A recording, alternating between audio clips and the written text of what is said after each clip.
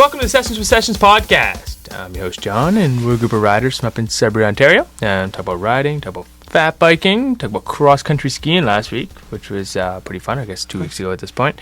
And yeah, I guess we're back today, episode number 32, guys. We are still going. It hasn't stopped. We're back talking about bikes today, though. Off the cross-country ski train, back onto the bike train.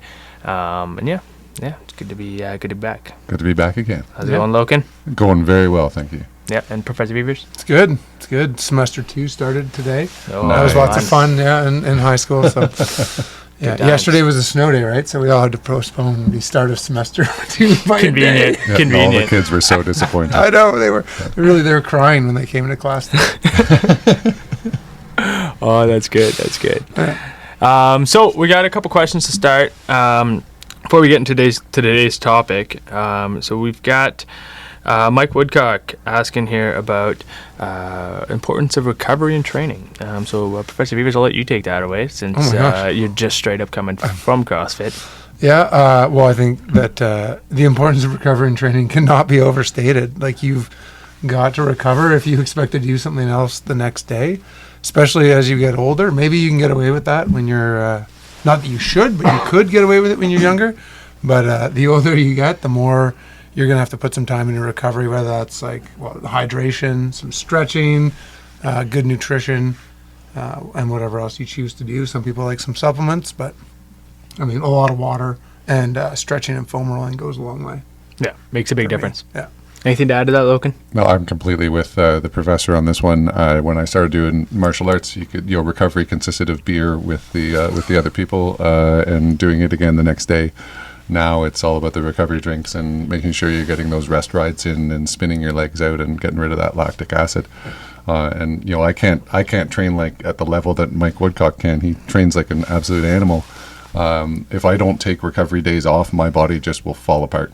And I think that's something that maybe doesn't get talked about enough, right? And you see that oftentimes in even the powerlifting world, stuff like that, where people just want to lift and lift and lift, and they don't give their body enough time to actually recover, and you're hindering yourself, right? You're actually not able to push as hard, you're not able to train as hard. You think that maybe getting those extra days in are doing you a lot of good, but actually maybe those recovery days are going to do you more good than that extra day of training. Oh, for sure. And there's a personal aspect here. I don't recover the way you do or the way the professor does. Exactly. Everybody's body is different. Riding with Brunetti last fall, he hit a wall one day. He just absolutely hit a wall, and he took 2 weeks off the bike so that he could feel good.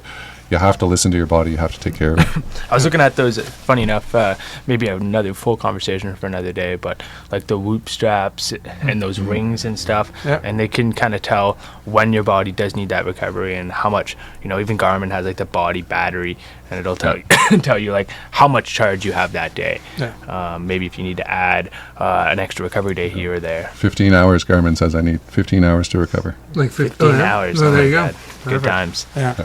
It's mostly off HRV and sleep, right? Yeah, exactly. A lot of heart rate variability, tons, but Yeah. Cool. They love that stuff. Okay, so second question before we get into our main topic. This is from Evan. Evan, a regular on the podcast. He's wondering about gravel bikes. So the common conversation now, I mean, we're heading in, and there'll be a podcast about the events that we're doing this year. But everyone's kind of getting their bikes all tuned and set up. And the conversation is constantly 1x versus 2x gravel bikes. What are our thoughts about 1x versus 2x drivetrains? If you're in favor of 2x, would you go to a cassette with fewer rings? Beavers, any thoughts initially on that? Well, right now, my gravel bike has two rings, and John likes to call it the gravel bike that only a shop owner should own.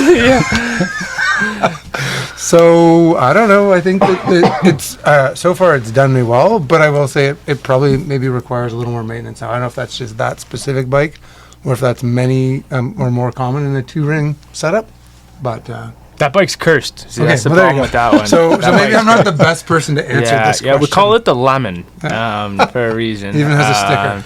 Yeah, I will note you didn't get it from me, Lada. so I will note great. that. But it's definitely a lemon, that bike. So it needs every bit of help it can get. 2 by definitely doesn't. I think it depends a lot on what you're using that gravel bike for, right? Yeah. As part of that conversation.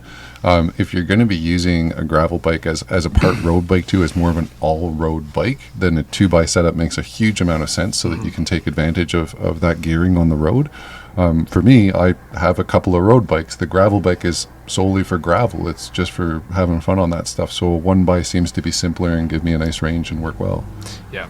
And on Evan's second note here, he's asking, on a 2 by drivetrain, would we go fewer cassette rings in the back? Not really fewer, no, wider range. So when you're in a 1 gear in the front, you go up usually to a 42 in the back if it's on a traditional road setup, or possibly even a little bigger if you're going like mullet axis and things like. There's some different kind of funky drivetrains, but I think 11 gears in the back is generally speaking the standard on most gravel bikes at this point. Some companies are coming up with 12 speed and stuff now, but 11 regardless if you're 1 or 2 in the back. I think it's really a conversation about whether or not, like you said, it's gravel versus like gravel road. And if you're doing a lot of like single track gravel, having that chain tension's nice.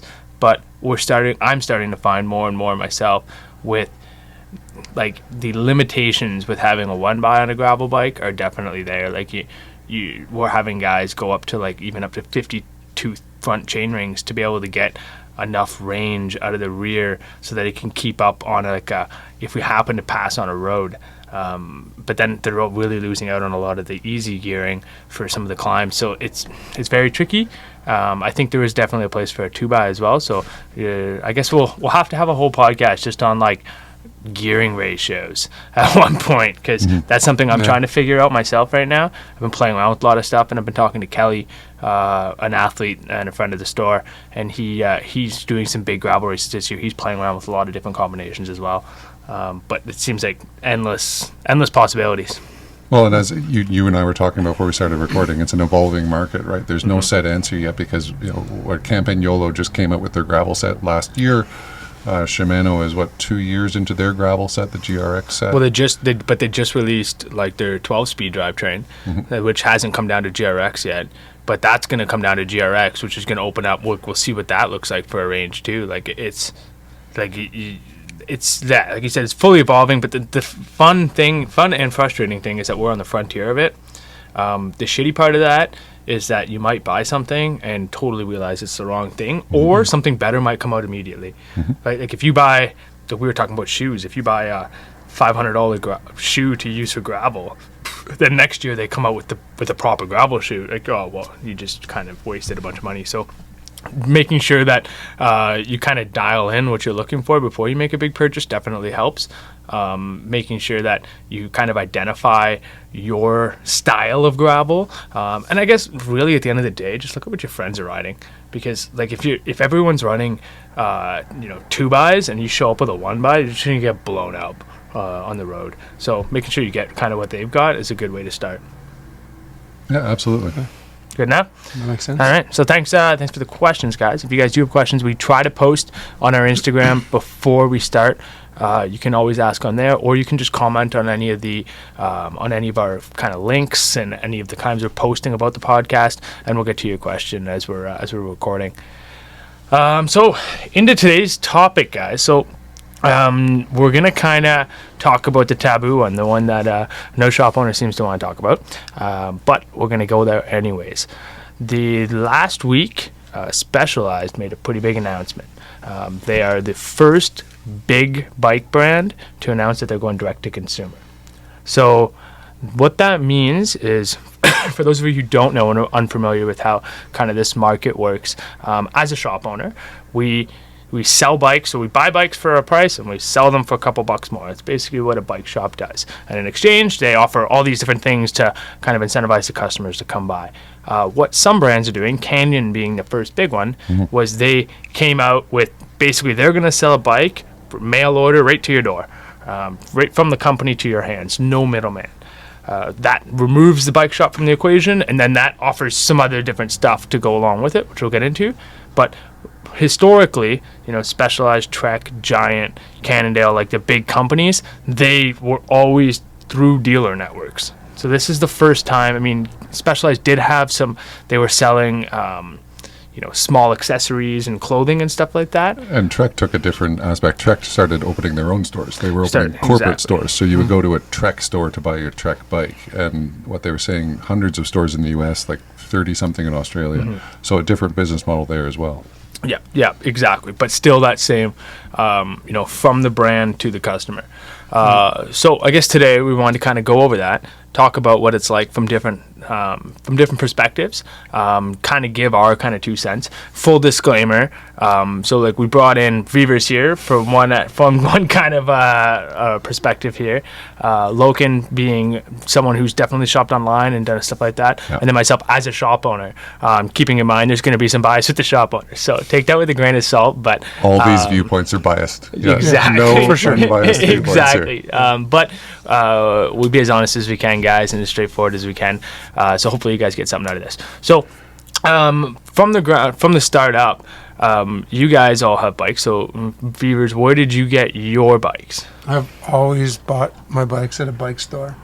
And I think really maybe some of that comes down to I didn't know a whole lot when I first started biking, and really just needed that help and that consultation of like, what should I buy and what am I looking for, and just being able to talk through that process, see a couple different bikes, test drive some bikes, and give them a good chance to see how the feel is, and talk to someone who had some more knowledge than I did.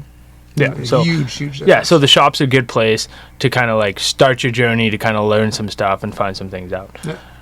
But what we're seeing more and more on the other end, right, is like YouTube videos, content, stuff like this, right? Stuff like people like watching these kind of videos. People are starting to figure stuff out themselves, and then being able to find these products through online stores, through e-commerce platforms, that kind of stuff, right? Like you've ordered quite a few parts online. I've ordered a ton of stuff online. So, my first bike that I bought as an adult, I bought a bike at a bike store and found it a very unpleasant experience, because I'm sure we're going to talk about the difference between a good bike store and a bad bike store as we go through this conversation. And that experience really soured me to it. And so when I got into road biking, I didn't get into mountain biking. There's a different culture in road biking. It can be in some places unfriendly and unfamiliar. And I'm an odd size. For people who don't know me, I'm 6'8", 6'9". I'm a not an off the rack kind of guy, and so for me, it was a lot easier to do my research online and to go to all these YouTube videos and stuff about how to properly size something, and take a few risks. I bought bikes off of Pink Bike Classifieds before, and actually had a really good deal of success with that. I've bought a ton of components online, including wheel sets and drivetrain components from websites in England and in Germany and in the United States and Canada, and there's advantages and disadvantages to that. And now, coming back to now my latest bike purchase being, here at the store, and having a very different experience than that first bike purchase I had, which was, 20 years ago. Yeah, it's important to note a couple things here, right? So not all online sales are the same thing. Not all bike shops are the same thing. Right. They seem to get grouped as like, either you're buying online or you're buying at a shop, but they're very, very different, right? Like, so to break down kind of the way a lot of these direct to consumer brands, generally speaking, do it. So if you think about Canyon, so Canyon's like the big, I would say, the big boogeyman, right? I remember hearing when Canyon was coming to North America, and I have friends that also own shops, and they're like, "Oh my God, this is gonna be the end of retail," and like, everyone's losing their mind. But what basically their model, like the whole model was, let's say a retailer makes between 20 and 30% on a bike, right? Let's say they're gonna sell you say they're selling a $10,000 bike, and that bike they're gonna take home $2,000. So instead, what that company is going to do is they're going to sell the bike directly to the customer, and they're going to discount that bike. So instead of having that retailer there, they're going to discount it. But they're not going to discount it the whole amount. They're not going to basically cut the retailer out of the equation and give that entire lump sum to the customer. Instead, they're going to give you, let's say now instead of that $10,000 bike is going to be $9,200. So it's $800 off. But that company is going to make an extra, whatever, let's say $1,200 on the bike than if they would have sold to a retailer. What are they doing with that $1,200? They're not actually taking that and then putting it to the bottom line. They're taking that and throwing that at marketing. So that's why you see the best example I've got is Brett Tippie. So Brett Tippie, OG mountain biker, he's been around literally forever. He was a Rocky Mountain guy since like almost day one of Rocky. It was unbelievable. He's like through and through. Now he's retired from pro riding, and he's like a figure in the community. And then like 5 years ago, he dropped Rocky Mountain and turned into YT. And it's not because YT's making a better bike. Like, well, Canyon did the same thing. There was a period where like every cool rider in every discipline was suddenly on a Canyon. Emily Batty. Matthew Vanderpool, right? Like all of these guys suddenly like, oh, they're riding a Canyon all of a sudden. And it's not because they're necessarily making the better bike. Like, Canyon does make good bikes. It's because Canyon's got the budget. Absolutely. So, and where's the budget coming they from? got to pay their bills. Exactly. Athletes. The budget's coming from the direct-to-consumer sales. It's coming from that model. And that's where you can get the bike for a bit of a discount by buying to direct-to-consumer. And there's disadvantages with that as well, and advantages. But the one thing I do want to really make sure people understand is these direct-to-consumer companies do have that extra firepower to sponsor athletes. That's why you're seeing, Sam Pilgrim, and you see like a lot of these athletes are jumping on a lot of direct-to-consumer bikes, and it's not because like they make good bikes, but it's because they have that budget. So that's one way these guys work. Now, Specialized is not doing it that way. What Specialized is doing is they're offering, if you order a bike online and you have it shipped to the dealer, so if you have it shipped to your local Specialized dealer, they're going to give that dealer half of what they would normally give them for the bike.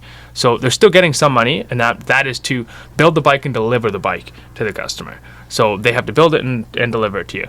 But it doesn't, the Specialized is going to take that part of the margin, and that is now their margin to keep.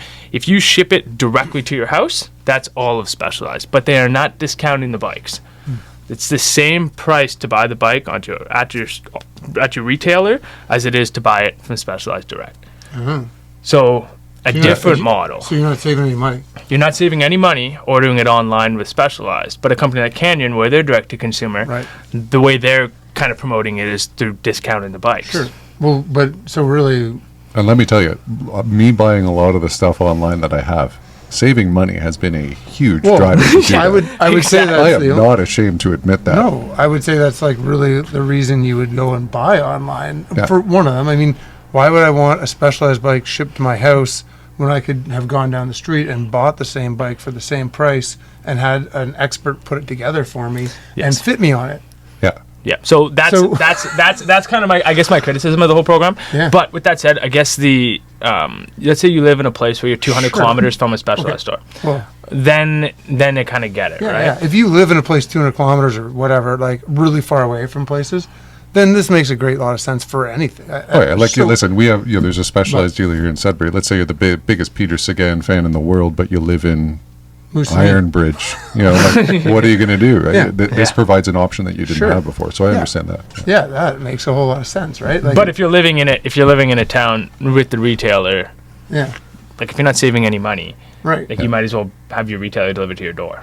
Right. Yeah, no, that's for sure. But I guess the thing is also the retailer must be a little bit annoyed with that deal because they've just suddenly lost out on some of the profits and probably not generated any more sales. And apparently stock too. That's This is where it gets even stickier. John and I both listened to a couple of the same podcasts that just have discussed this issue already this week.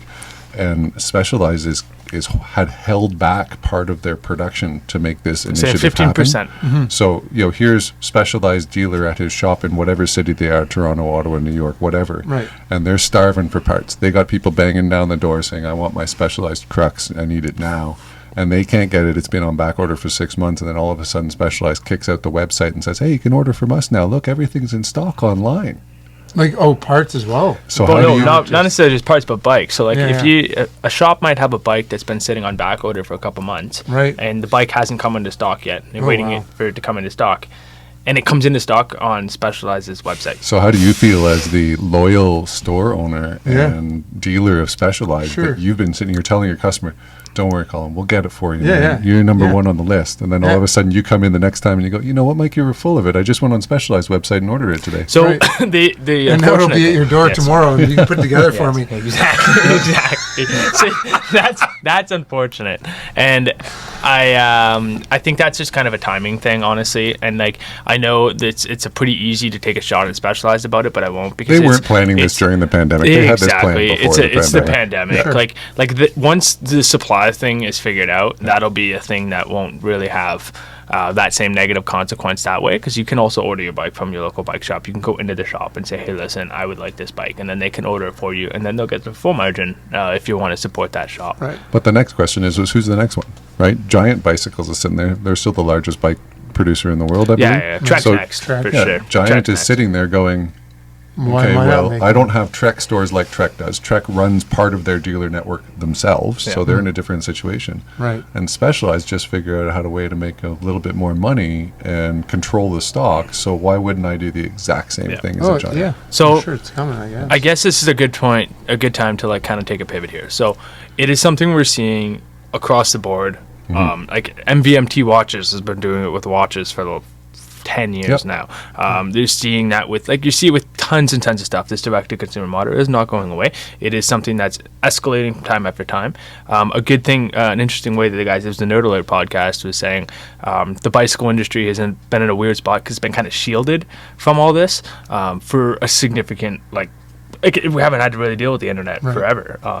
But something I've been saying, we're fortunate we've only been open for like 5 years now. So we've been open kind of during all this stuff, and you can't fight the tide. It is what it is. But at the same time, it does open up a lot of doors for a lot of customers, right? It allows someone to get a bike that they couldn't get before. It makes biking more accessible for people. It does a lot of possibly good things. What'll be interesting is to see how the shops do adapt, right? Because like, so Beavers, when you buy a bike from your local bike shop, as opposed to buying online, what are you looking for with that bike? Well, usually you're getting something with it for buying from the local shop, right? Sure. Well, you're looking for the service component, right? I mean, you're looking, and also the feel. I mean, I think we talk about that lots here. There's a reason why we all show up here a lot, right? We love the feel of the store, and so like we tend to ride our bikes together and have a little group, and so that really helps, right? The community aspect, right? Whatever kind of community your particular bike shop's going to build is like a huge part of this. And then I think maybe as places move away, you might still have that because you're going to go somewhere for service. Presumably, you're going somewhere for service. Maybe you're not. I don't know. But that would kind of be the difference, right? Is like a lot of that. And then also, like I said at the beginning, I think the fitting part, like, you know, being able to try out a couple different brands from Yep. different places, be able to test, you know, hey, get some opinions on things, right? What are other people riding? What are people riding around here? I mean, you may already know that, but it's always nice to get, like, see the newest stuff, or, you know, be able to talk to someone, see a couple different options, test those things out before they arrive at your door, and then make a decision, right? Yeah. No, So- absolutely. No, I agree with that.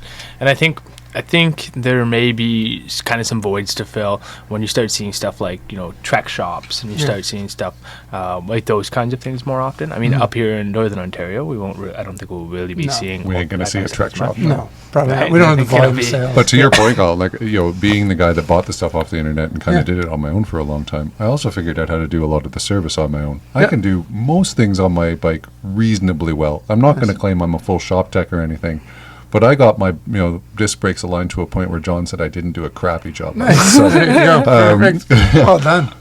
but it's the community aspect of it, right? Yeah. I can do most of my service at home. I can change cables. I can index a derailleur. I can do all that kind of stuff on my own. I figured out how to do it over time, and, you know, watching some stuff on the internet that is actually high quality educational kind of stuff. Yeah. But it's the community aspect. Why did I buy a bike this time from John? It's because John's running a shop that is more than a shop to us. Right. It's a group of people that we want to be here riding with, and we want to support that to continue happening. Yeah. And now I'm at the point where I've had some service done here for things like wheels that I may have tried at home at one point, but it was just easier to bring it in here now because I know I'm not going to get that negative experience. Yeah, for sure. Right? It's the negative experience stopped me from doing that in the past, and it's the quality of the shop that allows somebody to get back into that in the future. Yeah. Yeah, I think that makes a lot of sense. Yeah. Well, I think, like, I mean, the other thing, so originally I think when you asked this question, I thought, you know, I never really have done direct to consumer. And then afterwards I realized I did one. So I used to buy all my whitewater kayaks from Live Outside in down Bracebridge. He Yeah. was the only Liquid Logic dealer in, like, Northern Ontario, let's say. That's how close, that's how far I had to go. Bracebridge from Sudbury. So that's like, what, 3 hours-ish or something like that.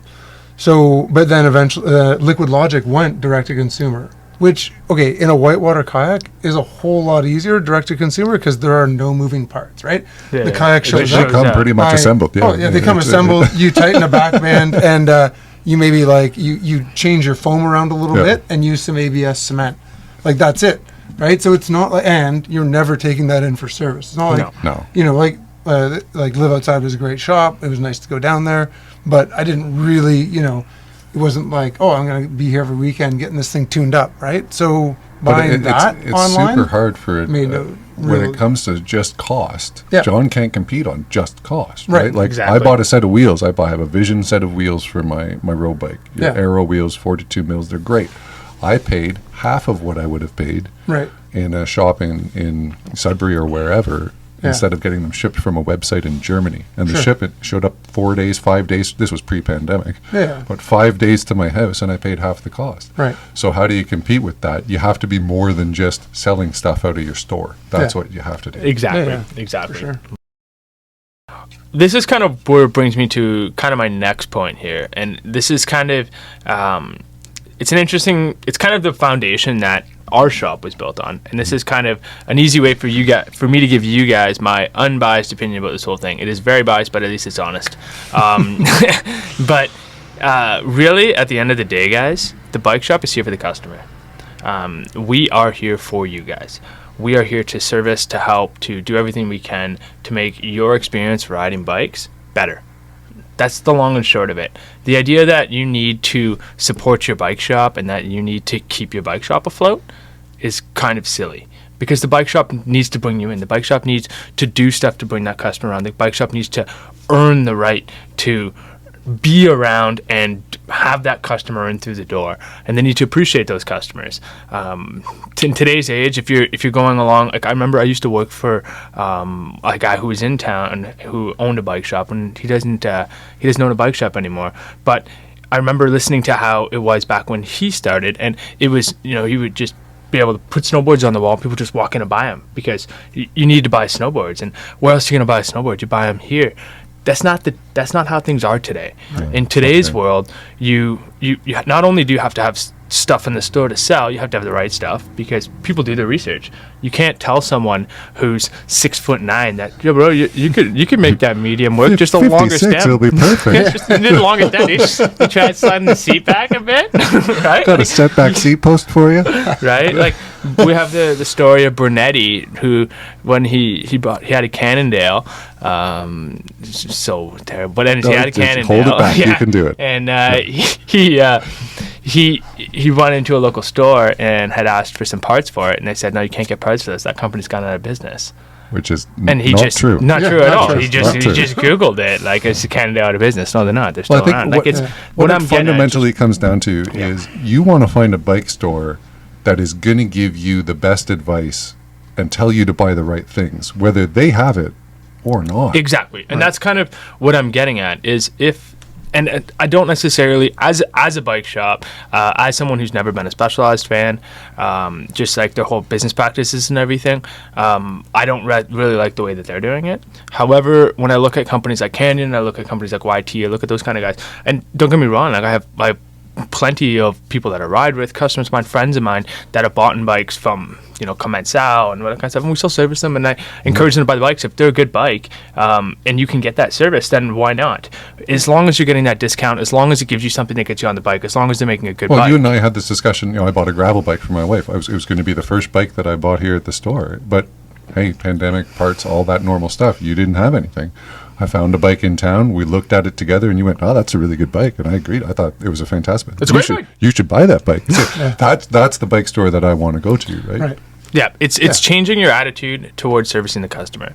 And a thing on top of that, so we have all these new cyclists that are getting into the sport this year, with the pandemic and everything. We want to keep those people riding. We want to keep these people in the sport, keep them enjoying it. And if that means the direct-to-consumer brands and offering those cheaper prices allows those people to get into the bike that they need, right? To go from that sport hardtail to that full suspension, and they can't quite break the budget because, you know, the stuff at the shop might be a little more expensive and they want something a little cheaper. Like, okay, great. Like, get yourself that bike. They'll be, and as a store, like, I'm not super worried. They'll be around for service, and we'll always be here to help. And then if they want to upgrade to something nicer or something higher end, like, we have lots of cool stuff here that they can try. But I don't want people to feel like they can't bring something that was bought at a direct to consumer around. Like, we're at the end of the day, we're here for you, the person that is trying to ride, trying to get stuff. It's not the other way around. You shouldn't feel obligated to support a shop who can't adapt to be with the times. Sure. That's backwards, right? The shop should be adapting, learning to move, learning to change with the times. I've always said since I started, you can't fight the tide, right? So you got to learn to kind of adapt it. And we're fortunate. I mean, like, I'm fortunate with the way the shop was brought up on that fundamental to begin with, right? We started the shop with that idea, and it seemed, as things are changing, it seems to be we're in the right boat. But I mean, it's realigning how we think about things, because the days of people opening businesses and just expecting people to walk in the door. Well, that was it. I'm the specialized dealer, so if anybody wants a specialized, they have to come to me. Yeah, exactly. They have to walk through my door. They have to buy the product from me. And there are still bike frame companies like that. There are ones where you can go online and order it straight from their website, or they say, no, you have to go to this dealer.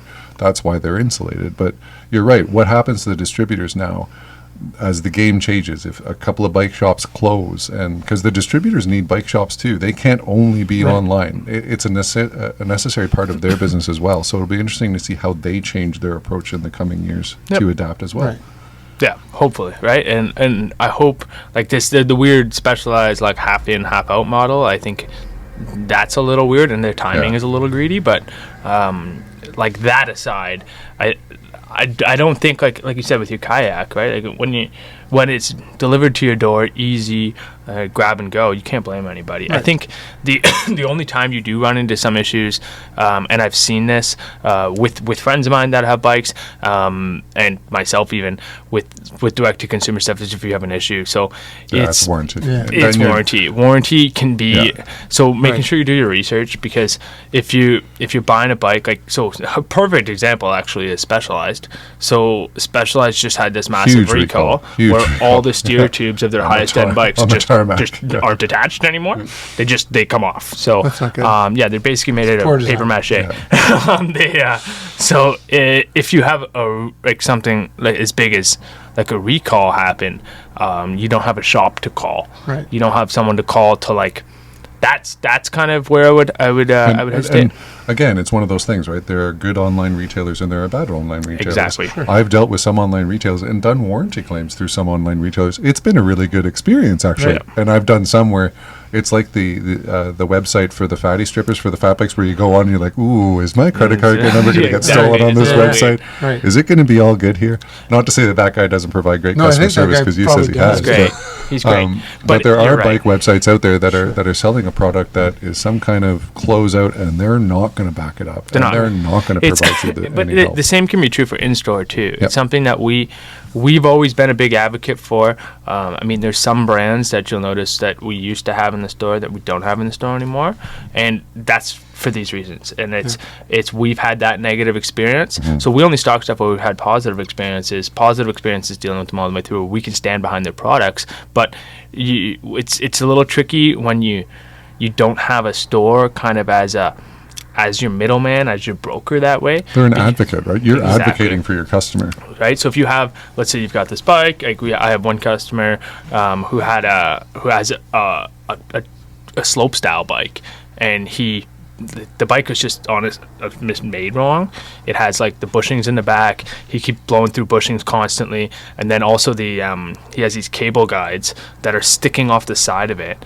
And we can route it internal. There's holes for routed internal. But the cable guides, because he's doing slopestyle tricks, he keeps getting his foot caught on them. Mm-hmm. And he's like, I need the cable guides to come off. So he ground the cable guides off, just took them off, and then was calling the company, giving the company a hard time about their bushing failures. And they're like, well, because you cut your cable guides off, you're out of warranty. And he's like, the cable guides have nothing to do with your bushing failures. Right? So you end up in this situation. So I'm trying to get in the middle of it to, send some emails. Like, he's a shop rider, so I'm trying to help him out. He didn't get the bike from me. He got the bike from this company in Europe. And this is where it gets a little trickier. Yeah. If it's from a shop, like, I buy X amount of bikes from DaVinci a year, I go, hey, yo, listen, guys, this is what you're gonna fucking do, right? You're gonna throw me a bone here, and you're gonna solve this problem. Right. I don't get the ability to do that when we're talking about some company about one bike that they sold one time. So that's kind of, I guess, part of the unfortunate thing that does come with a lot of direct to consumer. If you're super hard on stuff and you're breaking stuff often,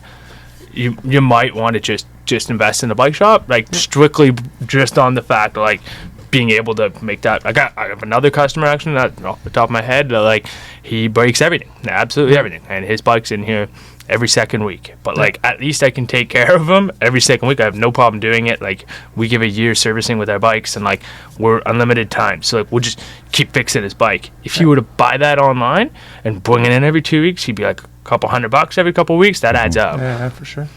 And I guess the only thing I would, and I hope maybe things have changed, but I just hope that like the same product is actually available in all places. Like, because sometimes, so with that kayak, and I go back to that, but like when I bought it, it actually wasn't easy. So they didn't have Canadian directed to consumer. I really like that brand, but I had to actually buy it.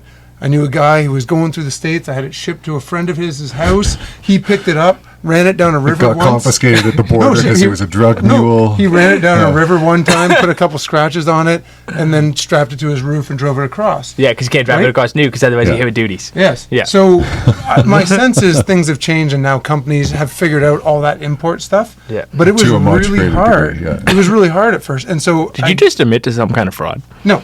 Okay. I Never. believe he did. No. Maybe I don't know. Whatever. No, but It was like a when long time ago.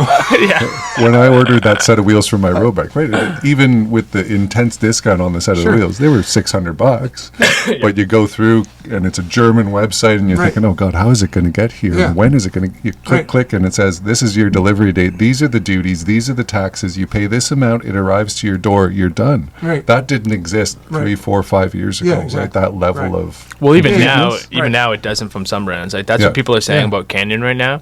Is if you order a bike from Canyon, you basically got to like double the sales tax and add it on top, because that's what you're getting smoked with. Like you buy a $4,000 bike, it's showing up to your door, and it's like, okay, that'll be $2,200, Right. and like, oh, you don't want that? Sweet, we'll just send it back. Like you can't, like, that's.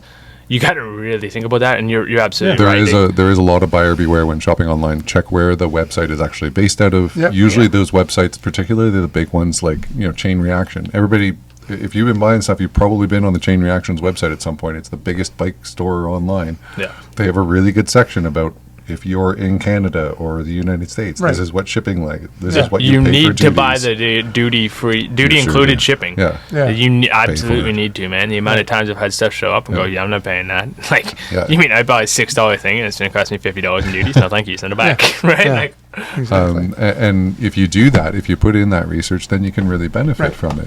But then still, it's the community is what's drawing me back into a bike store. It's not the product. I can get the product. You can buy it online. It's the community that brings you into the bike store. It's the other stuff that the bike store offers. Yeah. And it's those future services when you're looking at how do you keep the bike customer coming back, Right. and how do I have a product that keeps them coming into the door, and service that makes them keep coming into the door. yeah. And the service is huge, right? And that's, huge here. We're like a service first shop. So you do see that. You see like shops that maybe if they were outsourcing service, they are, just trying to survive almost solely on the retail side. Like you do need to be able to fix bikes. I mean, it's how the and I think this is evolving. really going to differentiate. We were talking about how this is going to separate the good the stores from the bad stores. It's going to separate the good service departments from the bad service departments too, right? Right. Because lots of people have had an experience. You bring your bike into a bike store, say, this needs to be fixed. It's like bringing your car into a car dealership, and the guy comes out with the bill afterwards and was like, "Oh yeah, we changed the headlight fluid, and we did all these great things on your car." And it's like, well, you didn't ask me what my opinion was, and you didn't check with me. You want a bike store where they come back up, or they give you a call and they say, okay, this is what we're recommending, but there are other options available to you too. If you want to save a bit more money, or if you want to spend a bit more money, these are some of the things that we can do with your bike. And that's really, I think, if bikes are going to move to a more service-based model in bike stores, the service departments better move to a much more customer-centric discussion with the customer about what they want in the end. And not being as intimidating for the customers, right? Yeah. Like you try to like it's intimidating walking into a bike shop. It is. So we try to remove that as much as we can, but it's difficult. I guess with the direct to consumer model, some people will be able to shop online and be able to get the things I need without necessarily having to worry about that. But when you do need stuff, it's up to those stores to demonstrate how they can become, less elitist, less... Yeah, drop some of the pretension, like, oh, you have to have Eagle or you have to have Ultegra. No, you don't. There's a lot of great other components that you can... Except there's a lot of great other components that people can put on their bikes, and a lot of other great price levels they can be at that will perfectly serve them. And that's exactly it. That attitude has to change, so it's approachable for somebody to just walk in off the street and have a great conversation with John about what they actually need and how to actually service it. Right. Yeah. That's for sure. Okay. Any last little snippets about direct to consumer versus retail?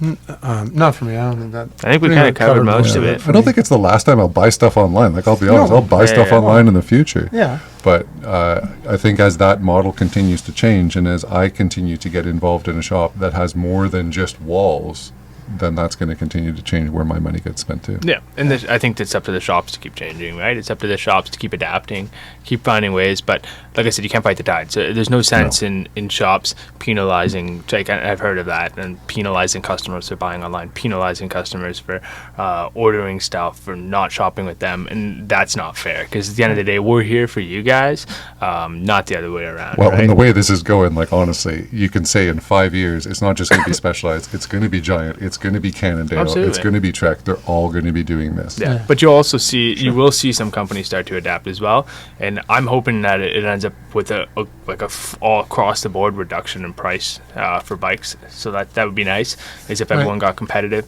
You will still see some companies that will still offer their bikes through stores and stuff like that, and you'll still have the ability to test drive at stores. So that won't go away.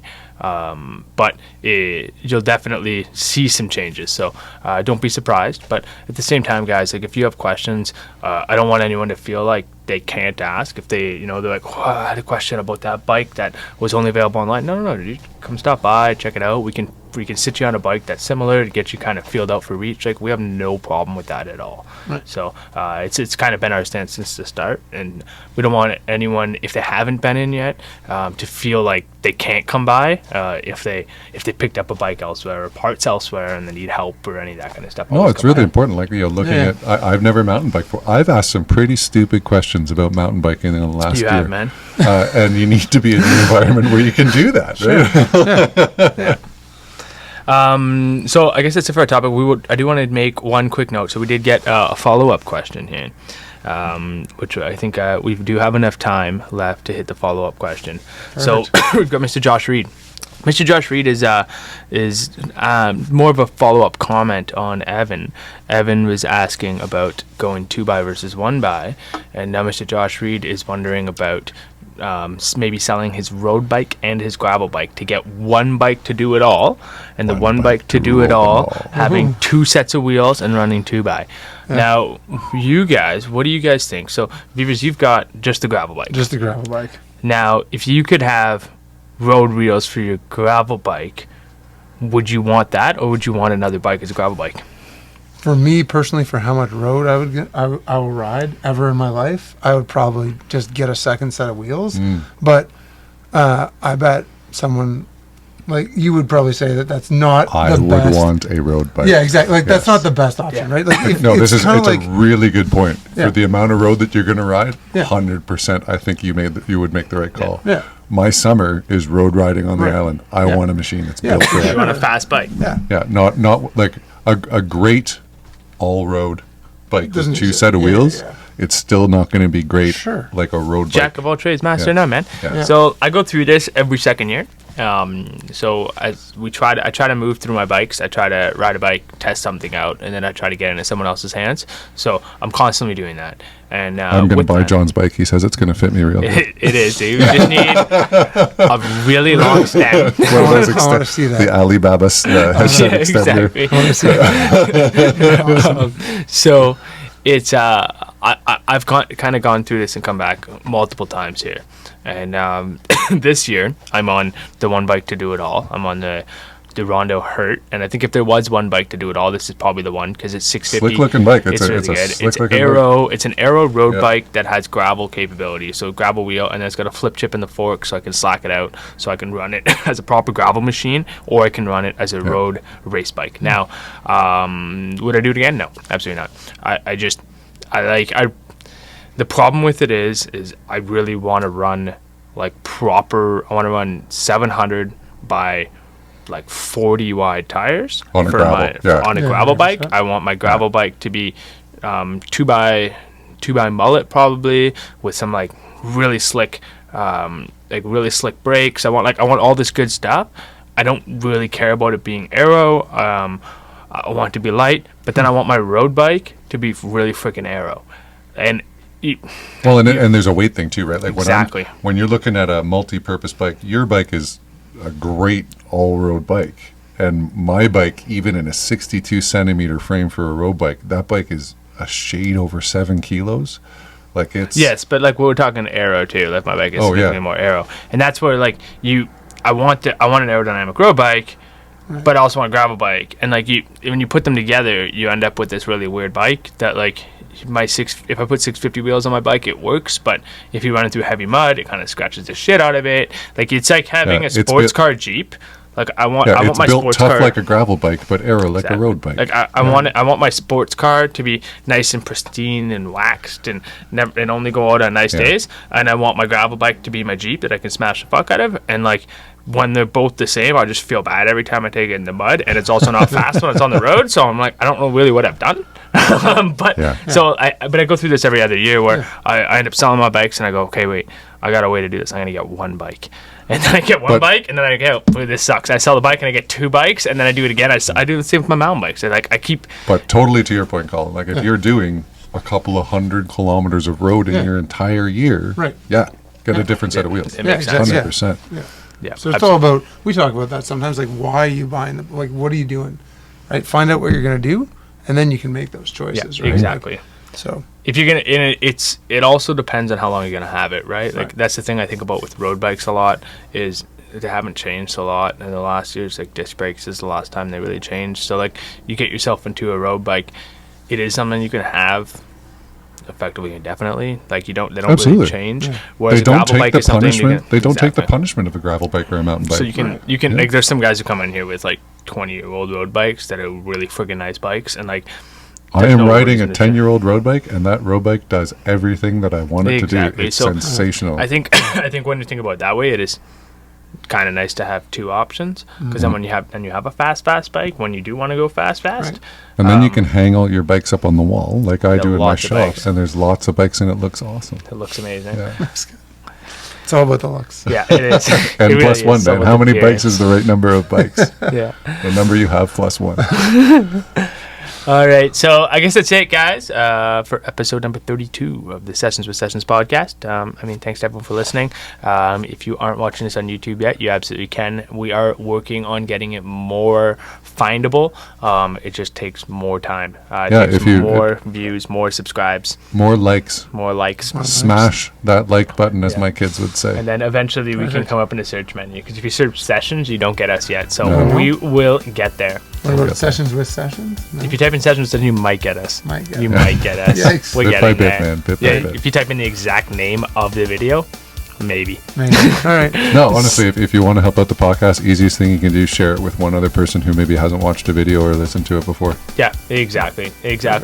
But yeah, otherwise, guys, make sure you guys leave a comment or something below, and we'll get to it next time. And I guess that's it, guys. So Perfect. have fun out Thanks there. again. Yeah. Have a good one.